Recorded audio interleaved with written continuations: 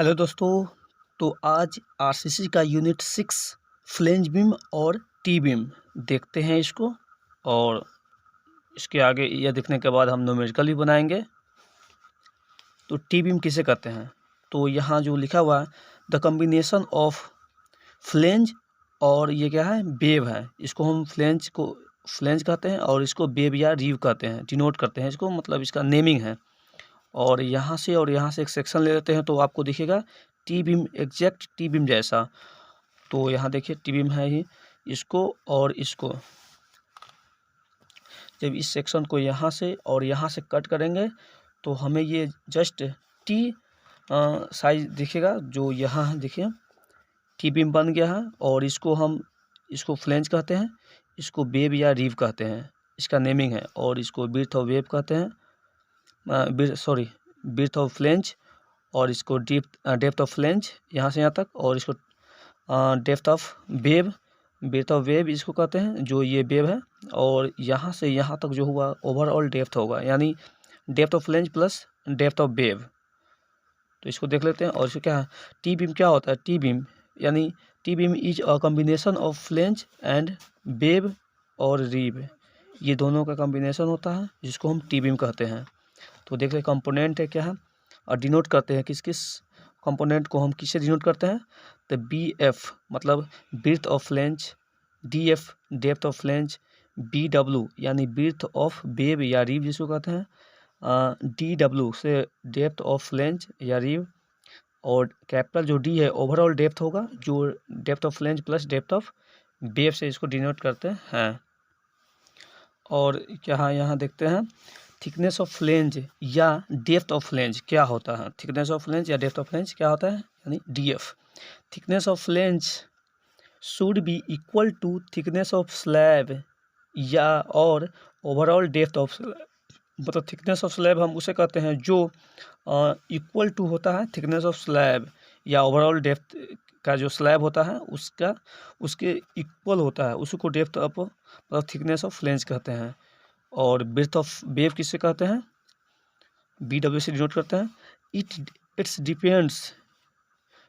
Depends on ratio of width of wave and depth of wave, यानी width of wave and upon depth of wave, ये दोनों का ratio को हम क्या कहते हैं? विड्थ ऑफ वेव कहते हैं, जिसको हम इतना और इतना के बीच में लेते हैं, और 1/3 टू 2/3 के बीच में हम लेते हैं। यानी width of web equal to क्या होगा? Width of web equal to 1/3 to 2/3 into depth of wave. ये जब हम विड्थ ऑफ वेव निकालना होगा तो इस तरीके से हम निकाल सकते हैं। और आगे देखते हैं क्या है, इफेक्टिव। और ये समझना बहुत ही ज़रूरी है, और इसका न्यूमेरिकल में बहुत ज़रूरी होता है बनाने समय, जहाँ पे आइसोलेटेड वगैरह ये सब देता है। तो effective width of flange for T beam के लिए क्या निकलेगा? इफेक्टिव विड्थ ऑफ फ्लेंज क्या कर रहा है, फ्लेंज का इफेक्टिव विड्थ क्या होगा? फ्रॉम IS 456 2000 से हम निकालेंगे इसको, पेज नंबर 37 है, और क्लोज 23.1.2। तो देखते हैं विड्थ ऑफ फ्लेंज क्या होगा। Width of flange equal to L0/6 plus width of web plus 6 into depth of flange. ये एक फार्मूला है जो आपके IS कोड 456 2000 में दिया गया भी है, और आप देख भी सकते हैं पेज नंबर 37 में जाकर। L0 को हम डिनोट करते हैं 0 मोमेंट लेंथ से। तो आगे देखते हैं, और यहाँ देखते हैं एक ठो effective width of flange for isolated T beam के लिए क्या होगा। यहाँ क्या कह रहा है? आइसोलेटेड टी बीम के लिए। तो width of flange for isolated T beam के लिए, तो width of flange equal to L0/L0/B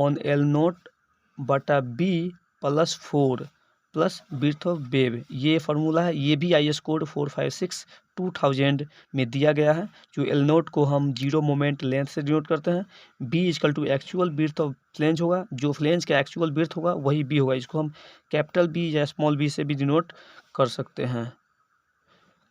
और BW यानी विड्थ ऑफ वेव होगा फ्रॉम IS कोड जो है 456 2000 पेज नंबर 37 में दिया गया है। और यहाँ पे है ओवरऑल डेप्थ कैसे निकालते हैं हम।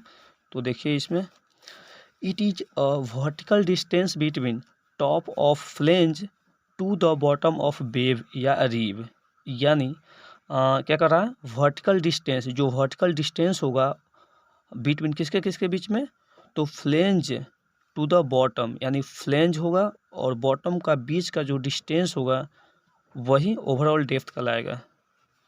ओवरऑल डेप्थ ऑफ बीम क्या होगा, यहाँ दिया गया है, यानी overall D equal to depth of flange plus depth of wave, ये दोनों का, जैसे कि ये टी बीम था ना, ये टी बीम,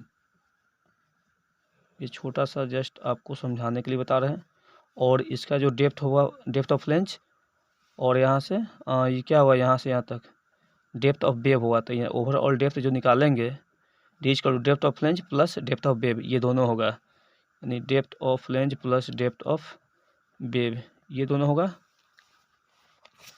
और क्या है, overall depth of simply supported beam,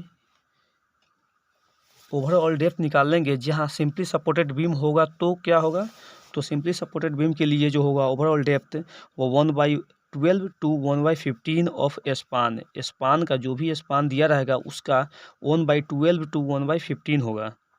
okay, overall depth of continuous beam के लिए क्या होगा, overall depth of continuous beam के लिए D equal to 1/15 to 1/12 of span for light load, और कंटिन्यूस बीम में जो होगा वो लाइट बीम के लिए होता है, और किनके किनके बीच स्पान का 1/15 टू 1/12 ऑफ स्पान, स्पान का इतना दिया जाता है। फॉर कंटिन्यूस बीम के लिए क्या होगा, overall depth of continuous beam, और ये है फॉर कंटिन्यूस बीम के लिए। फॉर मीडियम लोड के लिए ये लाइट, ये कंटिन्यूस बीम का है बट ये लाइट लोड के लिए है, ये पॉइंट आपको याद रखना पड़ेगा, जो ऑब्जेक्टिव में पूछ भी सकता है। और फॉर कंटिन्यूस बीम के लिए क्या होगा, ये लाइट लोड के लिए, और ये मीडियम लोड के लिए ये है, तो 1/12 टू 1/15 ऑफ स्पान, स्पान का इतना होगा continuous beam for medium load के लिए। और continuous beam for heavy load के लिए क्या होगा, यानी हेवी कंटिन्यूस लोड के लिए तो 1/10 टू 1/12 ऑफ स्पान इतना होगा। ये ऑब्जेक्टिव टाइप क्वेश्चन है, ये पूछ भी सकता है आपको। तो चलिए दोस्तों आगे देखेंगे हम एनालिसिस, जो इस वर्ष यानी 2021 में हम लोगों को पूछा गया था, सिर्फ 4 मार्क्स में, जो एनालिसिस करने के लिए सिर्फ, तो आगे वाला लेक्चर, आने वाला लेक्चर में हम आपको बताएंगे एनालिसिस ऑफ टी बीम, इसका सिर्फ स्टेप आपको लिखना है और इसी में 4 नंबर आपको मिल जाएगा। तो हम नेक्स्ट लेक्चर में देखेंगे इसको, जब तक के लिए बाय बाय।